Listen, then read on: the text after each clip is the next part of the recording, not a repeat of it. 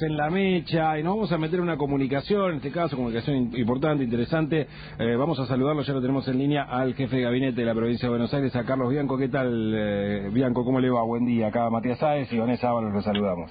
¿Qué tal? ¿Qué tal? Buen día, ¿cómo están? ¿Cómo va? Muy bien. Bueno, nos gustaría empezar charlando, por un lado, bueno, del proyecto que se ha enviado a la legislatura bonaerense por parte del Ejecutivo. Ayer hablábamos con representantes de Juntos por el Cambio que ya adelantaron que van a apoyar el proyecto para comprar vacunas por parte del Ejecutivo bonaerense. Hay algunos planteos por parte de Juntos por el Cambio, por lo menos desde la oposición, de instalar la posibilidad de que los municipios bonaerenses puedan comprar vacunas. ¿Qué postura tienen sobre esto? Y digo, si la ley habilita una situación así. Sí, más allá de postura, lo que hay que mirar siempre es la ley. Claro. Qué cosa permite y qué cosa no permite. Porque también había algún senador o senadora que decía que quería poner algún artículo, quería incluir algún artículo en el proyecto que presentó el Ejecutivo para que se le habilite a comprar a los municipios. Bueno, eso no tiene sentido jurídico, porque hay una ley nacional que obviamente tiene una jerarquía superior a una ley provincial y que toda ley provincial no puede ir en contra de una ley nacional, en donde se establece que quienes pueden comprar las vacunas es el Estado Nacional, la Ciudad Autónoma de Buenos Aires y las provincias. Claro. O sea que deviene abstracto y no tiene sentido jurídico. Por eso, que me parece que se quiso armar también, como siempre, ¿no? Una operación de que nosotros, a partir del caso de Matías Almeida, que con una excelente intención, la verdad que nosotros no estamos poniendo en duda eso, ni mucho menos, tenía la idea de poder comprar algunas vacunas, hay que ver cuál era la procedencia, obviamente eso tiene que pasar por el ANMAT, por el INAME, etcétera, para ser habilitada, pero más allá de esa cuestión, se quiso armar una operación de que el gobierno provincial no permitía que los municipios compren vacunas, nada más lejano. Lo que estamos diciendo es que hay una ley que hay que respetar. Claro, la ley no la habilita, y básicamente. Además, por eso, también hay que entender que todas las vacunas que hay en el mundo hoy no tienen finalizado la certificación de manera completa. Están aprobadas para su uso de emergencia porque estamos en medio de una pandemia. Está en proceso la llamada fase 3, la fase clínica número 3. O sea que no es como ir a comprar un medicamento a una farmacia que ya está aprobado, que se conoce en última instancia todos sus efectos, sus reacciones adversas, etcétera. Todo esto está en proceso y se habilitó extraordinariamente para uso de emergencia porque los costos que tiene, que puede tener en términos de fallecimientos, de muertes, una pandemia en relación con alguna posible certificación que todavía falta de los estudios clínicos, lo ameritan.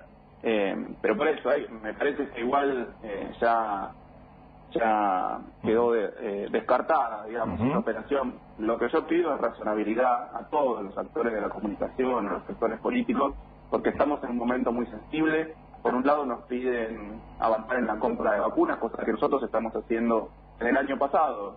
Lo digo porque es de público conocimiento, lo dijo inclusive el presidente de manera pública y abierta. Nosotros participamos en las gestiones iniciales para la compra de la vacuna Sputnik, después obviamente hicimos lo que correspondía, el gobernador hizo lo que correspondía, que fue poner esa negociación que habíamos comenzado aquí en la provincia a disposición del Ejecutivo Nacional y se avanzó con la compra de la vacuna Sputnik V.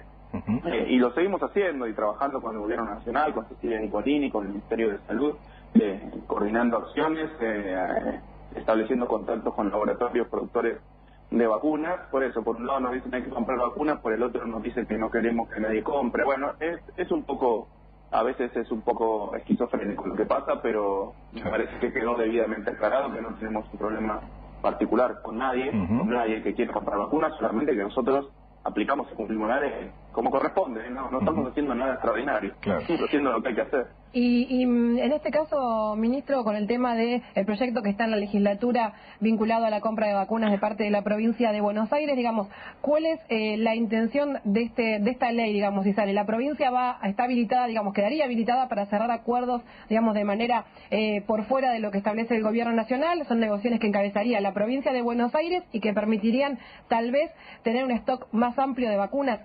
¿Así sería, digamos, más o menos el planteo? Así es, pero lo explico quizá con un poco más de detalle técnico. La provincia ya está habilitada a comprar vacunas. ¿Qué es lo que sucede? Por la propia normativa provincial, para que nosotros podamos firmar un acuerdo de compra, un supply agreement, se llama acuerdo de provisión. se llama, aquí en la provincia por la normativa se nos exigen algunas condiciones adicionales a lo que se exige en Nación. Que obviamente los laboratorios lo que dicen es, no, nosotros firmamos acuerdos de provisión con las provincias en las mismas condiciones que lo firmaríamos con el Estado Nacional. Entonces, si nosotros no aceptamos eso, no podemos comprar vacunas. ¿Qué hicimos nosotros? Que hizo nuestro equipo jurídico, presentó justamente un proyecto de ley para que nosotros podamos firmar acuerdos de provisión de vacunas en exactamente las mismas condiciones que el Estado Nacional. Solamente eso, para evitar las condiciones adicionales que por una normativa que no está vinculada directamente con la compra de vacunas, sino que es una normativa para todas las compras y contrataciones de la provincia, nos exige cuestiones adicionales que los laboratorios nos dicen, no, nosotros con esas condiciones no lo firmamos. Ninguna condición es gravosa, pero solamente que hay cuestiones a veces también burocráticas de cómo funciona el mercado de las vacunas en este caso particular, que impedirían que nosotros podamos comprar vacunas. Por eso, no estamos pidiendo ni más ni menos que nos habiliten a comprar vacunas en exactamente las mismas condiciones, las mismas, calcadas que el gobierno nacional. O sea, ese es el proyecto que está en discusión. ¿Y ya tienen charlas avanzadas con algunos laboratorios para comprar vacunas en estas condiciones? Sí, con varios, pero dos cosas ahí. No las podemos hacer públicas porque obviamente hay acuerdos de confidencialidad que han sido firmados, entonces uno no puede estar comentando cuáles son los avances con los distintos laboratorios.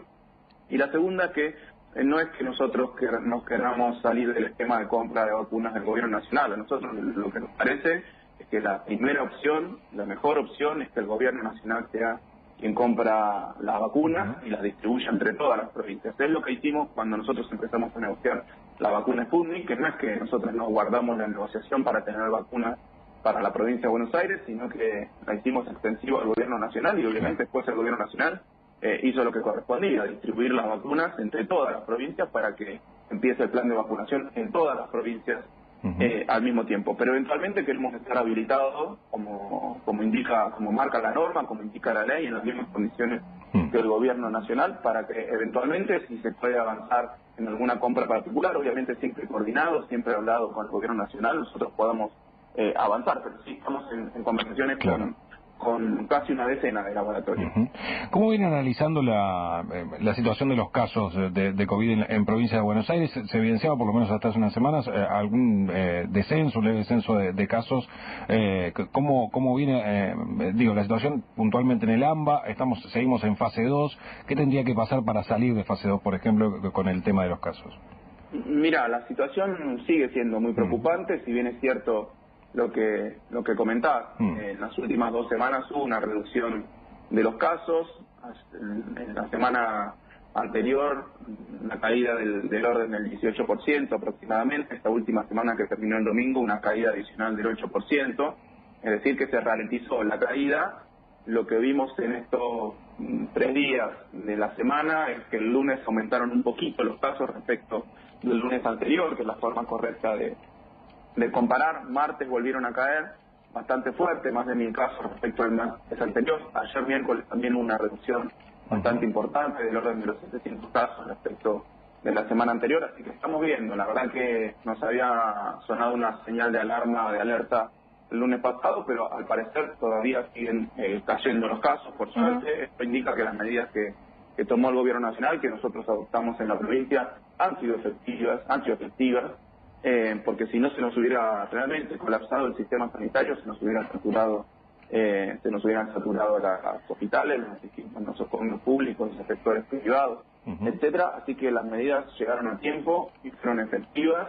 Ahora, seguir manteniéndolas porque no, de todos modos, te digo que sigue siendo preocupante, porque estamos en un nivel muy alto de ocupación de camas, estamos en un nivel muy alto de casos. En el AMBA puntualmente, en promedio estamos al 73%, que es muchísimo, muchísimo esa ocupación, y empieza a ver cuál es el peligro de que por una semana o por 2 semanas se estabilice en este nivel de casos, cerca de los 9.000 casos, 8.000 y pico de casos, y que empiece a crecer nuevamente. O sea, creciendo desde ese nivel podemos tener un problema grave. Por eso me parece que hay que seguir analizando la situación minuto a minuto y tomando las decisiones más inteligentes. Sí, ahora, en ese sentido, digo, es paradójico también esto de que por ahí distritos que están en fase 2 porque tienen que tener más restricciones, porque han tenido una disparada importante de casos, caso Tandil, por ejemplo, lo menciono, igual sigan sosteniendo los pedidos para, por ejemplo, retornar a la presencialidad escolar. Digo, ¿no? Esta cuestión a veces hasta caprichosa de, por un lado, admitir que están complicados epidemiológicamente, porque de hecho adhieren a las restricciones, están en fase 2, pero a su vez también planteando esto de la cuestión de la presencialidad, digo, como una cuestión, como un eje, si se quiere, dentro de los reclamos.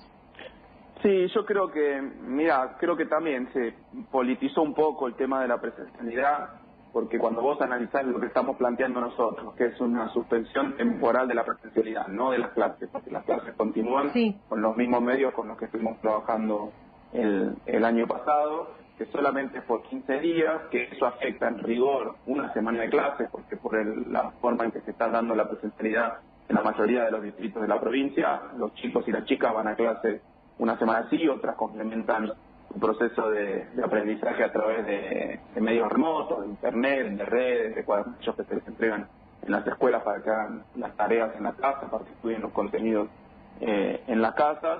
Me parece que lo que terminan haciendo algunos es sobreactuando, sobrereaccionando a esa cuestión y tratando de sacar algún rédito político con alguna minoría que no está de acuerdo con la norma, como está bien. Lo que pasa es que nosotros estamos tomando una medida de carácter sanitario.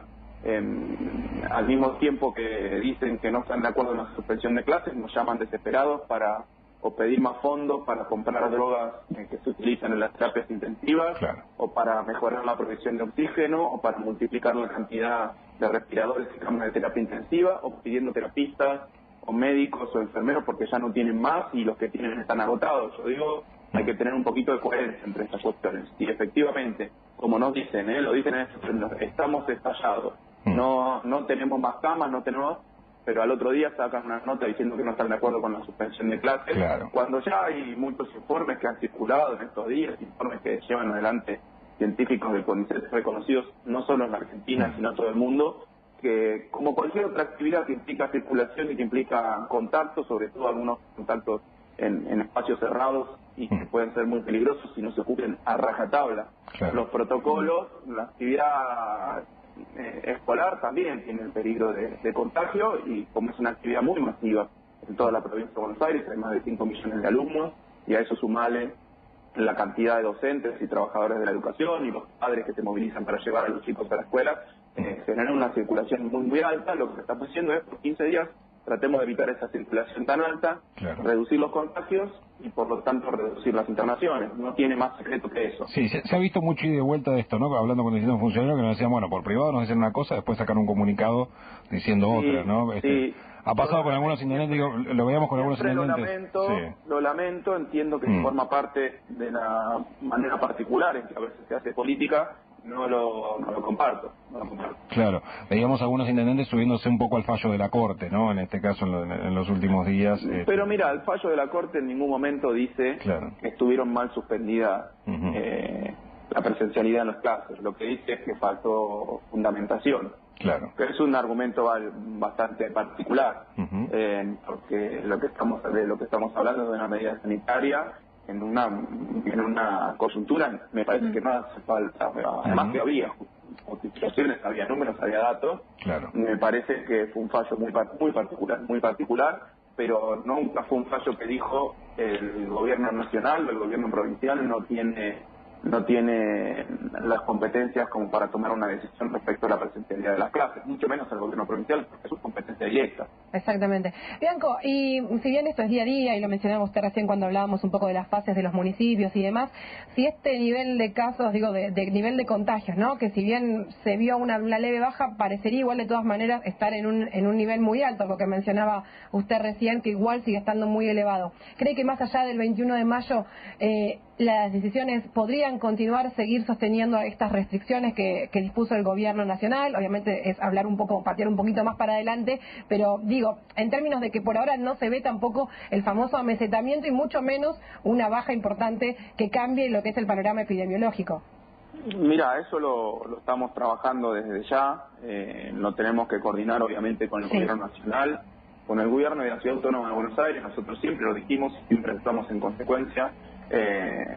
La Ciudad Autónoma y el AMBA es un espacio sanitario único, más allá de la cuestión legal, de las fronteras, de no sé qué, es un espacio sanitario único. La capilaridad que tiene la Ciudad Autónoma y el conurbano bonaerense es total y absoluta.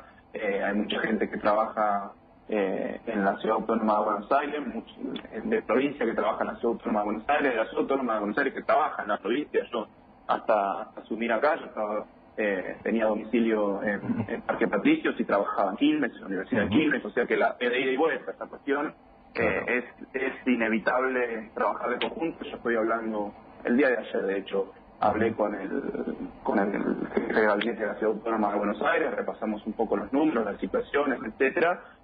Lo que digo es que eso lo iremos definiendo durante esta semana y durante la próxima semana, en conjunto con el Gobierno Nacional. Lo que digo es que no es que termina el 21 de mayo, termina la vigencia del DNU y se puede hacer cualquier cosa, porque la verdad que estamos en un nivel de contagio muy alto, estamos teniendo cientos de muertes todos los días, no podemos permitir un relajamiento absoluto de las medidas de cuidado, sino que van a seguir las medidas de cuidado. Veremos cuáles son las más inteligentes, las que se corresponden con el grado de ocupación de camas, las que se corresponden con el grado de nuevos casos que vamos a estar experimentando durante esta semana y durante la propia. Por lo pronto sería una excelente noticia y esta semana nuevamente vuelven a bajar los casos respecto a la semana anterior, porque nos estaría dando la pauta que las medidas que fueron tomadas siguen siendo dando resultados, claro. Siguen siendo efectivos.